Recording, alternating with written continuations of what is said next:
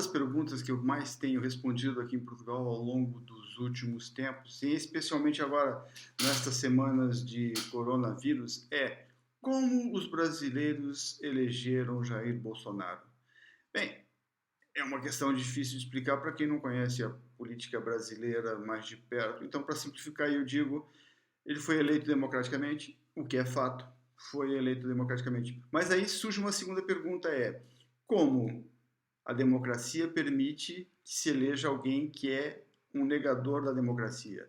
Mas introduz um novo elemento que é uma pesquisa do Instituto Ipsos, que foi divulgada aí há 2 anos, talvez 3 anos, que falava sobre a noção que os brasileiros têm da própria realidade. E era o segundo pior país na pesquisa. Não era do mundo, a pesquisa apontava como se fosse do mundo, mas na verdade são 38 países, mas entre esses 38, o Brasil só ficou à frente da África do Sul, e a conclusão é de que as pessoas, e pelas perguntas que foram feitas, pelas respostas que foram obtidas, é muito fácil perceber que efetivamente as pessoas não têm lá uma grande capacidade de leitura do mundo. Bem, o fato é que, a partir dessa pesquisa, eu também me dei a liberdade de criar uma classificação própria e divido os eleitores de Jair Bolsonaro em três grupos. O primeiro grupo é o do anti-PT. O segundo grupo é os que acreditam nos poderes extraordinários do mito. E o terceiro é o que vai pelo reflexo, é como se fosse o neurônio espelho.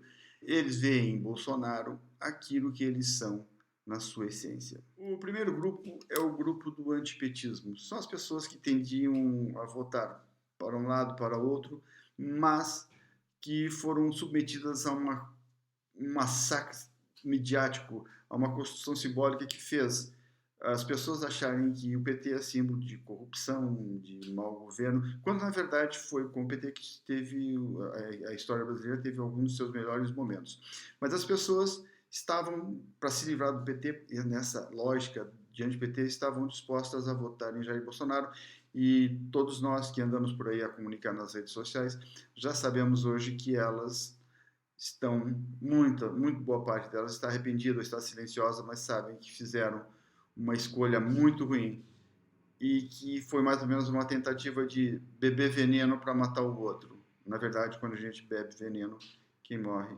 é a gente. O segundo grupo é aquele que acreditava no mito, que Jair Bolsonaro era uma pessoa com poderes extraordinários e que transformaria o Brasil numa outra nação e algo que seria a dianteira em todo o planeta. Todos nós lembramos que havia, na altura, antes das eleições, um grupo dos mais jovens e um grupo dos mais velhos. Esses são os que cultuam a ideia do mito. Mas toda a gente percebeu, e qualquer pessoa com 2 dedos de inteligência percebe, que alguém que foi um péssimo parlamentar, que nunca trabalhou na vida, que foi escorraçado das Forças Armadas, essa pessoa não podia ser um mito, não é. E o último grupo é aquele que eu poderia chamar de neurônio espelho, se houvesse neurônio.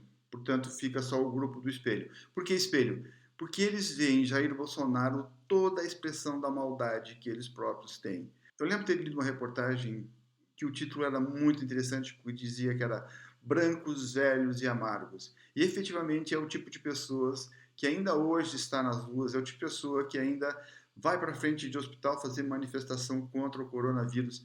É uma loucura. Essa gente, essa que continua mesmo fiel ao Jair Bolsonaro, mas é apenas o espelho, é apenas a expressão da maldade que toda essa gente tinha e que estava reprimida. É sempre bom lembrar que essa divisão fui eu quem fiz e ela é claramente arbitrária.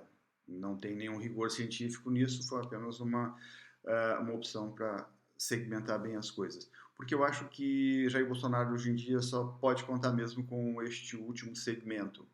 Porque, de maneira geral, ele vem perdendo muito apoio e não é por acaso que surge cada vez mais a ideia de impeachment. Mas é preciso ter cuidado, porque nenhum país pode andar de impedimento em impedimento. Nenhuma nação resiste a esse tipo de coisas. É preciso haver mais estabilidade.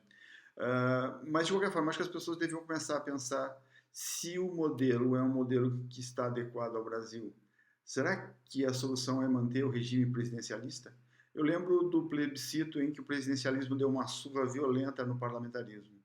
Mas hoje em dia, e eu que vivo num parlamentarismo, estou cada vez mais convencido de que pode ser um modelo para o Brasil.